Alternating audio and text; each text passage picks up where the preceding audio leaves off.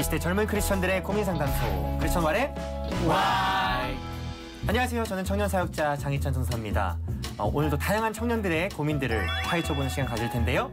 우리 가족과 같은 네 분 나와 계십니다. 안녕하세요. 안녕하세요. 와, 오늘 무슨 태양 같아요. 예, 꼬꼬마 텔레토비의 그 태양 같은 그런 느낌. 나나와 같은. 그렇죠? 나나나나. 여기 앉아 계신 네 분도 좀 이렇게 욱 하는 그런 성격을 가지고 계신가요? 평소에 좀 내가 욱한다. 나는 좀 분노하기를 뭐 즐기는 것까지는 아니지만. 아니, 우철 씨는 그럴 것 같지 않은데 네. 욱하나요? 아, 저 어렸을 때 제 별명이 네. 오욱철이었어요. 진짜? 네. 욱철. 욱하는 게 좀 있었어가지고. 아, 정말요? 어떤 상황에 보통 욱 하세요? 제 상황도 잘 모르고 잘 알지도 못하면서 너무 쉽게 막 말하는 사람들. 막 그러면은 얘기 듣다가 확 이렇게 막 올라오더라고요. 네가 뭘 알아? 막 이러면서. 네. 오욱철님 알겠습니다. 갑자기 무서워지는데요. 네. 네, 저도 욱. 한 욱한다. 내가 욱에서는 뒤질 수 없다. 네, 뒤질 수 없는 것까지는 아니고요. 네, 욱을 좀 잘 합니다. 이렇게. 정말요? 네, 가만히 있다가도 이렇게 생각해서 갑자기 열받나? 이러면서 욱할 때 있어요. 방금 표정의 변화 보셨죠? 이게 네. 목의 각도가 제가 옆에서 봤거든요. 핏줄이 섰더라고요. 와. 무섭네요. 그러니까 어떤 상황 속에서 보통 이렇게 욱하게 되시는 것 같아요? 얄밉게 이렇게 살살 긁을 때가 있어요. 죄송한데 약간 미간에 주름이 많이 그러니까 갔거든요. 지금 표정이 네. 장난이 아닌데. 네, 표정 관리 좀 해주시면서 네, 살살 긁을 때가 있어요. 네. 그럴 때 이제 욱하는 것 같아요. 야, 나 조심해야 되겠다. 나 많이 긁는데. 아닙니다. 우리 여기서 이제 큰형과 큰오빠를 담당하고 있는 네. 우리 강준 씨. 저요? 저도 오욱철 씨와 마찬가지로 배려하지 않을 때. 뭐 차선을 갑자기 끼어든다든지 줄을 섰는데 새치기를 한다든지 그럴 때 저는 욱합니다. 저 배려 없으면 화나요. 그렇죠. 저 그럴 때 화나요. 세면대에 손 씻고 네. 저 옆에 손 씻고 있는데 손을 막 이렇게 세게 털어가지고 나한테 다 튈 때 화가 나더라고요, 씻다가. 그때는 이렇게 한번 해야죠. 아니 뭐 오욱철 씨, 옥강준 씨가 계신데 저도 그 할아버지가 이름을 지을 때 이 예민인데 잘못해서 예민이 된 것 아니냐는 얘기를 주변에서 많이 들었어요. 그래서 저도 좀 근데 예민한 편이 어떤 부분에서 예민하냐면은 예를 들면은 친구들아 우리 같이 이렇게 해보자 했을 때 아유 그거는 별로야. 하지 마. 약간 말을 조금 이쁘게 그거보다는 이게 좋지 않을까? 아니면 이런 시간에 이렇게 다음에 하는 것이 좋지 않을까? 이게 아니라 정말 감정을 상대방의 감정까지 할 때 저도 같이 감정이 그럴 때 욱하는 것 같아요. 네. 맞아. 근데 여러분 중요한 것은 누구나 그렇게 화가 날 수 있지만 연약한 인간이기에 화가 날 수 있지만 그것을 어떻게 풀고 어떻게 해결하는지가 중요한 것 같아요. 맞아. 여러분들의 나만의 방법이 좀 있으신 분 계세요?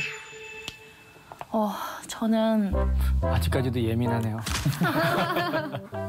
저는 사실 아직 못 찾은 것 같아요. 어렵죠. 이게 뭔가 마음을 다스리기가 쉽지가 않아요. 근데 예전에는 바로 나갔다고 하면은 이번에는 한 번 정도는 참긴 하는 것 같아요. 그러니까 참는 거 외에는 아직 방법을 찾지 못한. 참아본다. 네, 그냥 일단 참아본다. 옛날에는 저녁에 초를 켜가지고 창틀에 올려놓고 이렇게 보고 그랬었거든요. 이게 뭔가 마음이 이렇게 좀 양초가 가라앉았으면은 와, 제가 진짜 생각했습니다. 캐릭터 최강인 것 같아요, 진짜. 야, 이게 도대체 어느 나라에서 왔지? 촛불. 네, 그랬는데 지금은 조금 또 바뀌었어요. 또 다른 그래요? 방법을 또 해요. 세차해요. 세차를 이렇게 막 닦아요. 오히려 더 안 보이는 곳을 막 구석구석 닦으면은 이렇게 기분이 좋아지더라고요. 나쁘지 좋은데요? 않은데요? 네. 너무 세차해야 되는 거니까. 너무 순진한 방법, 순수한 방법이네. 네. 두 분은요? 네, 저는 잘 기억하고 있는 스타일이 아니에요. 좀 잘 까먹어서 막 다른 방법이 있진 않은데 이게 계속해서 뭐 쌓일 때가 있거든요. 그럴 때는 혼자 삭히고 있을 때도 있고 그다음에 집 가서 슬픈 노래를 들어요. 슬픈 노래를? 네, 슬픈 노래를 듣고 울어요. 집 가서. 네, 한번 쏟아낸다? 네, 그냥 혼자 방에 들어가서 그렇게 하는 것 같아요. 뭐 잘은 안 되지만 이렇게 합니다, 요즘에는. 그래, 바쁜가 보지 뭐. 그런가 보지. 그래, 그 상황을 좀 이해하려고 노력하는. 마음이 생겼어요. 내가 편해야지. 내가 먼저 행복해야 되잖아요. 맞아요. 그쵸? 맞아요. 네. 저 같은 경우는 이제 제가 아무래도 사역자다 보니까 교회 키가 다 있잖아요. 네. 그래서 밤에 늦은 시간에 아무도 없을 만한 시간에 갑니다. 가서 기타를 꺼내 들고 우와. 주님 마음 내게 주소서라는 찬양이 있어요. 그 찬양을 은근히 가라앉을 때까지 무한 반복. 아니 그거 기타 줄이 끊어질 듯이 치면서 이렇게 부르다 보면 네. 어느 순간 제 입술에서 이런 기도가 나오더라고요. 어떤 게? 저도 죄인이지 않습니까? 저도 연약한 죄인이지. 이 기도가 어느 순간에 한 3, 40분 지나면 나오더라고요. 그전에는 막 저 뭐 죽일 놈, 뭐 할 놈, 이게 나오다가도 그 시간이 지나니까 또 그렇게 고백이 나오기도 하고. 진짜? 아, 그게 되게 느린 찬양이잖아요. 네. 낙 버전으로 처음에 기타 줄을 많이 끊어 먹었어요. 그래서. 네, 기타 줄을 많이 끊어 물분을 막 다 먹었습니다. 해서. 너무 먼저예요, 기타는. 그러니까요. 그러니까 전도사님이 몰래 주님 마음 내게 주셔서 그거 나온다면 화가 많이 나는 상태라는 거 알아두시면 좋겠네요. 사실 우리가 뭐 살면서 화 안 내본 사람 어디 있겠고 또 실수 안 해본 사람 어디 있겠습니까? 그렇죠? 네. 그럼에도 불구하고 우리 크리스천들에게 있어서 가장 어려운 것 중에 하나가 바로 이 용서하는 것이 아닐까 네, 그런 맞아요. 생각이 드는데요. 그런 의미에서 오늘 크리스천 와인 와인은 이 크리스천들의 용서라는 주제로 한번 얘기를 나눠보도록 하겠습니다.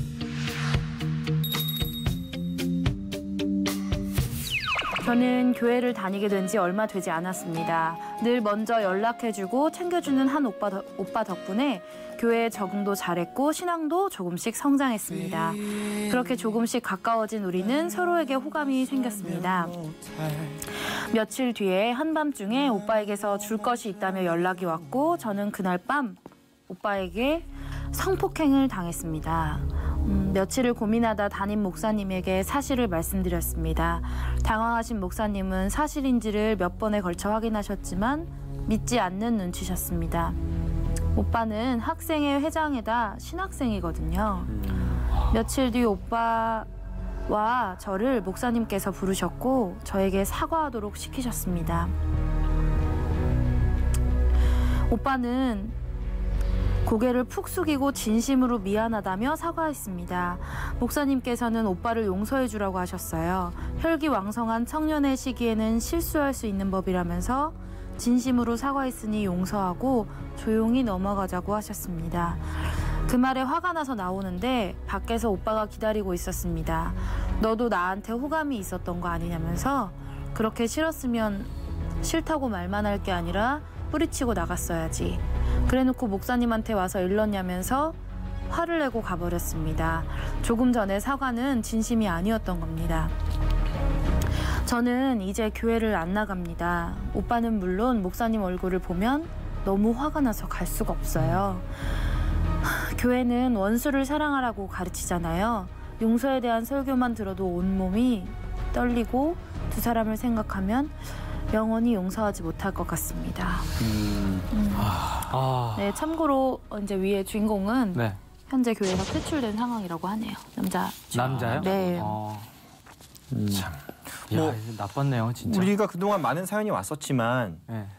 조금 가장 충격적인 사연 중에 하나가 아닐까 네. 그런 생각이 드는데요. 오늘 주제가 용서지만 지금 이 사연을 읽었는데 용서가 안 돼요. 욱하게 되네요. 되게 욱하게 돼요, 지금. 네. 네. 저는 이 이야기를 듣고 좀 되게 마음이 아프고 좀 기분 나빴던 게 이 남자의 행동인 것 같아요.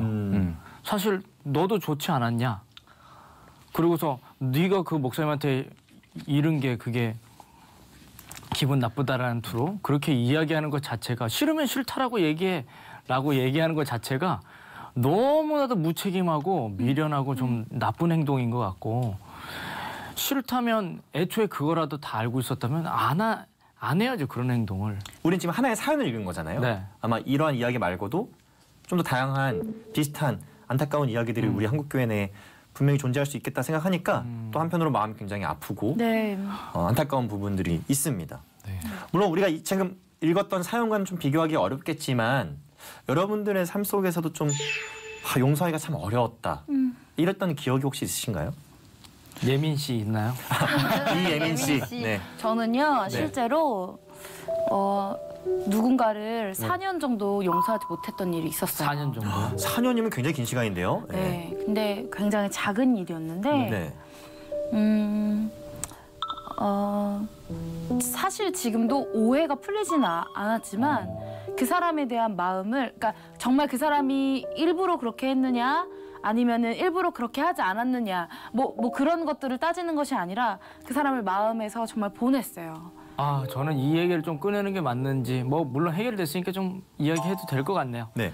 저는 중학교 2학년 때 왕따를 당했어요. 어허. 왕따를 한 1년 정도 당했죠. 반 친구들한테. 네. 근데 반 친구들한테 당하다 보니까 학교에 저희 학급 학년 애들도 남자애들도 저를 또 왕따를 시켰어요. 아하. 그러니까 어떤 개념이냐면 그냥 제가 걸어가면 그냥 뒤통수를 때려요. 그것도 살살 때리는 게 아니라 세게 때려요. 그래서 제가 이렇게 누워 있으면 지우개를 계속 던져요. 그리고 제가 화장실에 갔다 오면 제 물건이 없어져 있어요. 어디에 불 태워져 있거나 뭐 그런 식으로 내가 왕따 받을 일이 없는데 왜 이런 일이 나한테 벌어지지? 지금은 뭐 왜 그때 왜 놀렸어? 그러면서 한 대씩 장난으로 이렇게 때리고 이렇게 같이 놀고 있는데 그때 당시에는 진짜 용서가 안 됐고 매번 맞은 그 흉터 때문에 부모님한테 안 들키려고 노력 많이 했어요. 그러면서 나름대로 이제 데스노트를 네, 데스노트 많이 썼죠. 쓰신 거죠. 내가 얘네들을 분명 힘으로 제압해야지. 우리가 이 용서에 대해서 흔히 생각하게 되는 좀 오해들이 있지 않을까 싶어요. 어떤 것들이 좀 있을까요? 그냥 나 혼자 마음에서 나는 이제 그 사람을 안 미워해야지 이러면은 용서한 거라고 착각하게 되는 것 같아요. 그리고 제가 그 사람을 제가 미워하고 있는 사람을 용서하지 못하고 있으면 내 신앙이 지금 안 좋은 것 같은 내 신앙적으로 지금 내가 다운되어 있구나 이런 생각이 들 때가 가끔 있어요. 내가 받은 상처, 그래서 내가 받아야 될 용서는 잘 생각하는데 사실 내가 무심코 준 상처나 그래서 내가 받아야 될 용서는 잘 생각을 안 하게 되는 것 같아요, 사실. 내 감정에만 너무 집중돼 있지 않나. 예. 그리고 또 횟수도 막 정해놓잖아요, 우리. 너 진짜 3번까지만 용서할 거야. 똑같은 짓 하면 용서 안 해. 막 이런 거. 그런 횟수를 정해놓는 것도 어떤. 그거 싸울 때 많이 하잖아요. 이번에 2번째다. 2번째는 용서 안 해. 야, 이놈! 이렇게 나가죠. 삐삐삐. 내가 용서했다고 해도 그때는 마음이 좀 편한데 나중에 이 사람이 또 한 번 잘못했을 때는 그 용서했던 게 다시 나옵니다. 다시 나와서 더 큰 화를 불러일으키는 그런 것도 있죠. 이 용서라는 문제가 결코 쉽지 않은 문제잖아요. 근데 이 용서에 대한 얘기를 할 때 각자 사람마다 갖고 있는 정의가 다른 게 좀 가장 큰 문제인 것 같아요. 어떤 사람은 그냥 잊어버리는 것, 어떤 사람은 관계 회복, 어떤 사람들은 뭐 이런저런 이유로 다른 정의를 갖고 있거든요. 여러분들이 생각하시는 가장 아름다운 용서의 정의는 뭐라고 생각하시나요? 저는 용서는 그 상대방의 잘못을 네. 당연하게 생각해 줄 수 있어야지 용서할 수 있다고 생각하거든요. 그럴 수 있는 사람이다? 너는 그럴 수밖에 없다. 나도 그럴 수밖에 없는 사람이고 이게 돼야 되는데 사실 인간이라고 하면은 그게 잘 안 될 것 같아요. 인간이 할 수 있는 용서는 그냥 내 마음속에 묻어두는 것밖에 안 될 것 같고 그래서 제가 생각하기로는 할 수 있는 완전한 용서는 하나님밖에 할 수 없는 것이 아닌가. 인간은 완전한 용서에 다가갈 수 없는 것 같아요. 저는 힘들지만 뭐 하나님이 우리를 용서해 주신 것처럼 네. 우리도 용서를 하라고 하셨잖아요. 하라고 하신 거는 못하는 거를 하라고 하시진 않았을 것 같거든요. 사실 우리가 매일같이 이제 올려드리는 주기도문 같은 경우만 봐도요. 우리가 나에게 죄 지은 자를 사해 준 것 같이 우리의 죄를 사해 주옵소서 이렇게 기도하잖아요. 네. 그리고 사실 그 주기도문 내용 바로 뒤에는 우리가 죄 사한 것처럼 하나님께서 우리의 죄를 사해 주실 거고 우리가 죄를 사하지 않으면 우리의 죄도 사하지 않으시겠다는 말씀이 바로 마태복음 6장에 나오고 있거든요. 네. 사실 그런 굉장히 무서운 말씀들이 성경 속에는 존재하기도 하고 그걸 계속 외우고 있었네요. 우리가. 그러니까 우리는 살면서 계속 용서를 실현해 나아가야 되는 것 같아요. 네. 저는 용서에 대한 그 시간이 있는 것 같아요. 타이밍이 각자의. 이제 잘못을 했는데 그 자리에서 야, 너 얘 용서해줘. 이렇게 한다면 누가 그 자리에서 어떻게 할 수 있어요? 아니 회복의 네. 시간이 필요해요. 저도 4년이 걸렸다니까요. 근데 저는 저 스스로도 막 되게 폭행하고 있었던 거예요. 너 하나님 닮은 사람인데 그렇게 되게 작은 일로 미워하면 어떡해. 근데 진짜 너무 작은 일이었는데 남들이 보기에는 되게 웃어요. 그리고 제가 그날 겪은 일에 대해서 증언할 수 있는 사진을 제가 핸드폰에 그 4년 동안 갖고 다녔어요. 만나는 사람마다 이거를 씹으려고, 얘기하려고. 근데 그게 스스로도 막 용서해야 돼. 용서했습니다. 용서하겠습니다. 아멘. 그러고 그 사진을 보면은 또 열이 받는 거예요. 막 너 너무 화가 나는 거예요. 그렇죠. 그러면은 또 다시 또 기도하고. 그러니까 이게 스스로에게도 참 폭행하는 게 되게 있었던 거죠. 그러니까 그 시간을 충분히 계속 기도함으로 가져야 될 것 같아요. 회복의 시간. 근데 또 이 용서할 수 없는 이유가 뭘까? 저 스스로도 고민해보면요. 왜냐면 그것 때문에 내 자신이 힘드니까. 근데 딱 한 가지가 계속 그거에 대해서 묵상을 하고 있더라고요, 제가.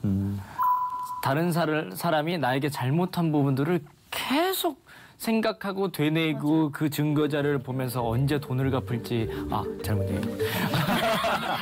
그런 건 아니고요. 그런 일이 있어. 그런 일이 있을 수 있는 거죠. 아니에요. 뭐 돈 안 갚은 몇몇 분들이 계시지만 방송을 통해서 용서했으니까 돈은 갖고 오세요. 돈은 갖고 오셔야 됩니다. 용서는 했어요. 뭐 그런 분들이 있는데 계속 묵상하면은 내 마음만 피폐해지고 더 작은 문제이지만 더 큰 것처럼 다가오잖아요. 제가 방금 우리 강준 씨 얘기를 들으면서 아까 사실 제가 여러분들에게 용서의 정의에 대한 얘기를 했었잖아요.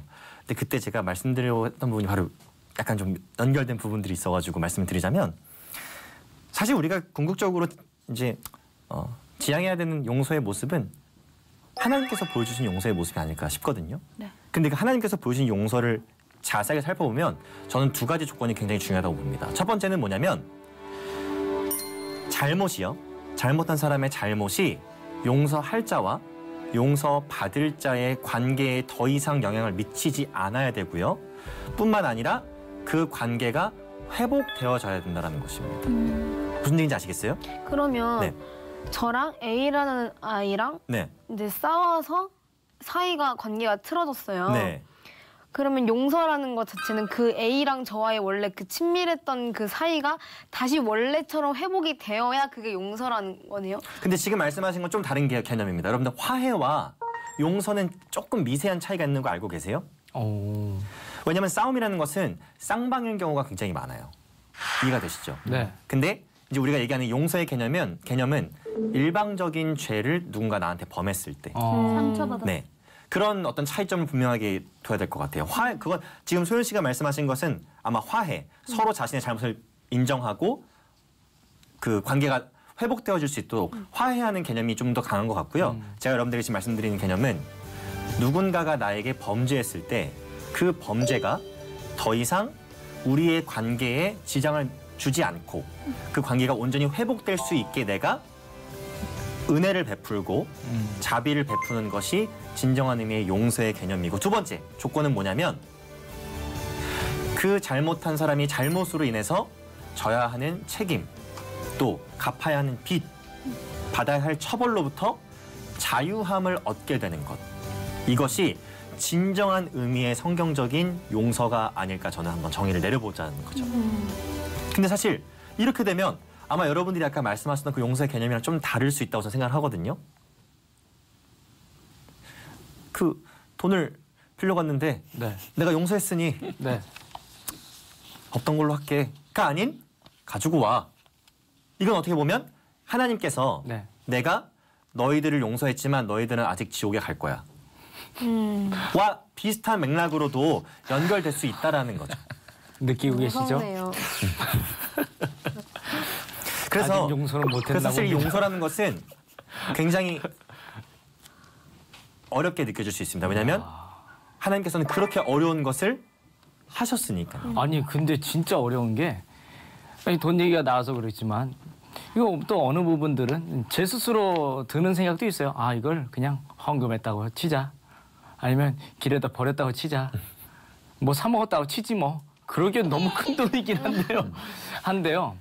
이러다 보니까 너무 힘들더라고요. 네. 왜냐하면 그 압박이 들어옵니다. 재정적인 압박이 들어오고 그런 것 때문에 내가 힘들어지기 때문에 그걸 더 이상 더 용서해 줄 수가 없는 거예요. 그러니까 마음적으로는 인지 안 하려고 정말 노력하지만 그건 갖고 왔으면 좋겠거든요. 이럴 또 한 때 가지 있죠. 우리가 생각해봐야 될 것은 네. 차라리 나에게 범죄한 그 사람이 정말 진심으로 죄를 뉘우치고 자기가 져야 될 책임 또 받아야 될 처벌을 기꺼이 기쁨으로 받겠다 하면 네. 용서가 그래도 어렵지만 조금은 더 수월해지지 않을까 싶어요. 근데 이제 문제는 나에게 범죄한 그 사람이 자신의 잘못을 뉘우치지도 않고 회개하지도 않고 오히려 적반하장으로 나올 때 그럴 때 과연 우리는 용서를 해야 하는가? 그러면 일단 하나님과 우리의 관계 속에서는 분명히 회개와 뉘우침이 전제 조건이 됩니다. 용서를 받기 위한 전제 조건이 되죠. 그렇죠? 우리 하나님께 용서받기 위해선 우리의 죄를 자복하고 네. 회개하는 것이 전제 조건이 맞잖아요. 성경적으로 봤을 땐. 하지만 우리 인간 대 인간의 관계 속에서는 어떻게 해야 될까? 어떻게 생각하시나요? 저는 그거는 나의 권한이 아닌 것 같아요. 그러니까 내가 용서할 필요도 없고 용서를 안 할 필요도 없는 것 같아요. 그냥 하나님한테 그냥 맡겨버려야 될 것 같아요. 그런 사람은. 하나님이 알아서 심판하시길. 하나님의 심판에 맡깁니다. 죄를 안 뉘우치잖아요. 저는 사실 누군가가 저한테 잘못을 했을 때 너가 이렇게 해서 잘못했잖아라고 인정시키는 게 너무 힘들어요. 그리고 그 인정시킬 때 저도 같이 화가 나요. 맞아. 그래서 저는 인정 안 하는 사람은 그냥 아예 저한테서 그냥 제외시켜버리거든요. 저한테서. 제가 용서할 필요도 없고 용서 안 할 필요도 없고 그냥 하나님한테 맡겨야 되지 않을까 싶은데. 다른 분들은 어떻게 생각하시나요? 그러니까 용서를 해야 될 것 같아요. 왜냐면 해야 되는데 왜냐면 그 하나님 말씀 중에서도 그런 말씀 있잖아요. 7번이 아닌 뭐 70번까지도 용서하라 해라. 마태복음 18장에서 베드로에게 말씀하시는 부분이죠. 그래서 용서를 해야 될 것 같은데 용서가 절대 안 될 것 같은데요.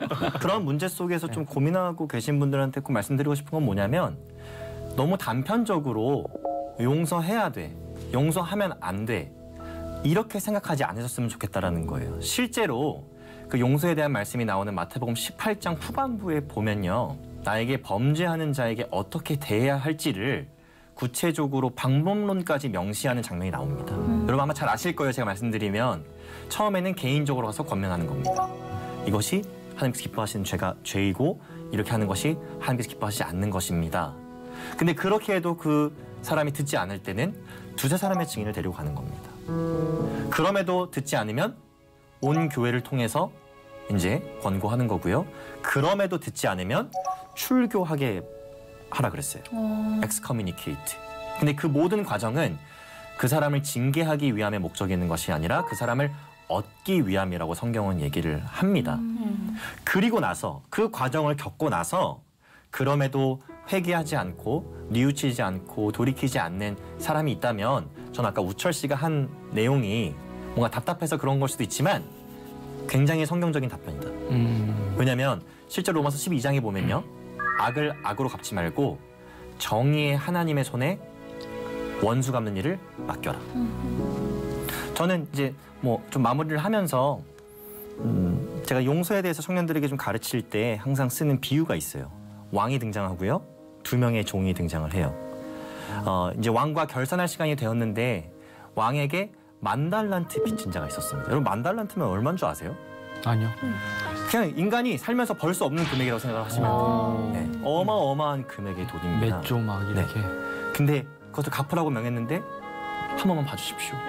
살려주십시오. 했더니 왕이 아주 은혜를 베풀어서 10,000달란트를 탕감을 해줬어요. 근데 이제 문제는 그 10,000달란트를 탕감받은 그 사람에게도 네. 빚진 종이 있었다라는 거예요. 100데나리온. 보통 그 당시 하루에 일당이 하나에 1데나리온이라고 했었으니까요. 굉장히 큰 금액이죠. 네. 그 정도의 금액을 빚지는 종이 있었는데 방금 10,000달란트를 탕감받고 온 사람이 너 갚어. 안 갚으면 알아서 해. 큰일 날 줄 알아. 하는 모습이 우리의 모습과 같지는 않은가. 방금 하나님에게 10,000달란트나 되는 어마어마한 죄를 용서받은 우리인데 또 우리에게 범죄한 형제 자매들의 그 100데나리온 정도 되는 잘못은 우리가 더 민감하게 때론 더 악하게 좀 그렇게 반응하고 있는 것은 아닌가 그런 생각을 해보면서 좀 마무리를 했으면 좋겠네요. 네. 하나님께서 우리에게 허락하신 용서를 보면 정말 용서할 수 없었던 상황임에도 불구하고 용서를 하셨음을 우리는 알 수 있고요. 또 우리의 입장에서 보면 정말 용서받을 수 없었던 우리인데 용서받았음을 알 수 있습니다. 용서라는 것이 물론 굉장히 영적으로 또 심적으로 쉽지 않고 고통스러운 과정이지만 예수 그리스도를 닮아가는 또 소중한 그런 하나의 기회라는 사실을 생각해 볼 때 분명히 우리가 할 수 있는, 실현할 수 있는 것이 아닐까 생각을 해봅니다. 각자의 삶 속에서 용서해야 될 사람 또 부분들이 있다면 기도하시는 가운데 우리의 능력과 우리의 지혜로 하는 것이 아니라요, 하나님께서 주시는 마음과 지혜로 꼭 하나님 닮아가시는 일에 참여하실 수 있기를 바라면서 오늘 크리스천 와렌와이 여기서 인사드리도록 하겠습니다. 이 시대 젊은 크리스천들의 고민 상담소 와렌 와이. 안녕히 계세요. 정말 고맙습니다. 아니 저렇게 말했는데 어떡해. 전 이미 하나님 좋은 만났어요. 전 회개했어요. 어떻게 이렇게 말하지? 우리 하나님 아버지 이야기를 듣게 되니 참말로 감사합니다. 그러니까 용서가 안 되지. 저도 믿음을 가지게 되었거든요. 이 교도소에 들어온 뒤로 저것도 되게 큰 용기된 건데. 그치? 말도 안 되는 거야. 그게 말이 될까? 제 많은 저렇게 어떻게 용서를 해? 거지.